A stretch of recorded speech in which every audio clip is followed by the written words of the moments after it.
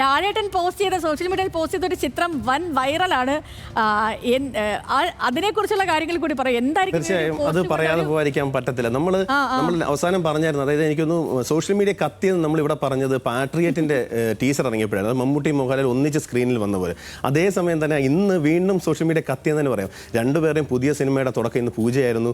അതിനകത്ത് ഏറ്റവും വലിയ കൗതുകം മോഹൻലാൽ 9 വർഷത്തെ ഇടവേളയ്ക്ക് ശേഷം താടി പഠിച്ചു വന്നു എന്നുള്ളത്. നമുക്കറിയാം സമീപകാലത്ത് കഴിഞ്ഞ ഒരു വർഷങ്ങളായിട്ട് മോഹൻലാലിന്റെ താടി പഠിക്കാത്തതിനെ പറ്റി വലിയ വിമർശനം അദ്ദേഹം നേരിട്ടുകൊണ്ടിരുന്നതാണ്. അപ്പം ഈ സിനിമ തരുൺമൂർത്തി തുടരും എന്ന ഈ സിനിമയുടെ ഏറ്റവും വലിയ കൗതുകം തുടരും എന്ന വലിയ ബ്ലോക്ക് ബസ്റ്റർ ഇൻഡസ്ട്രി ഹിറ്റിന് ശേഷം തരുൺമൂർത്തി സംവിധാനം ചെയ്യുന്ന സിനിമയിൽ മോഹൻലാൽ വീണ്ടും നായകനാകുന്നു.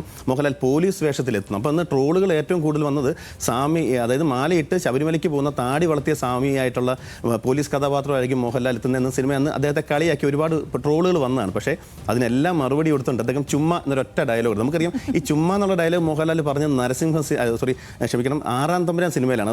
അത് വില്ലന്മാരുടെ കഥാപാത്രം വലിയ ഡയലോഗ് പറഞ്ഞിട്ട് തൻ്റെ ഒപ്പം ഉള്ളത് ചുമ്മാ ഒന്നുമില്ല എന്ന് പറഞ്ഞു. അതൊരു അദ്ദേഹത്തിൻ്റെ ഒരു നോട്ടി ഭാവത്തോടായിരുന്നു. ഇതേ നോട്ടി ഭാവം തന്നെ അദ്ദേഹം നല്ല മീശ വിരിച്ചുകൊണ്ട്.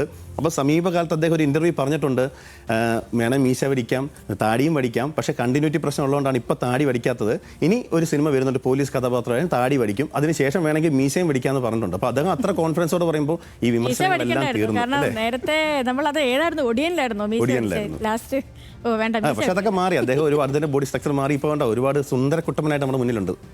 അല്ല ഓക്കെ, ഇപ്പം ശരി. അപ്പം മലയാളത്തിന്റെ 2 സൂപ്പർ താരങ്ങളുടെ സിനിമാ വിശേഷങ്ങളാണ് നമ്മൾ കണ്ടത്. ഇനിയിപ്പം വീണ്ടും ഒരു സിനിമാ വിശേഷമാണ്.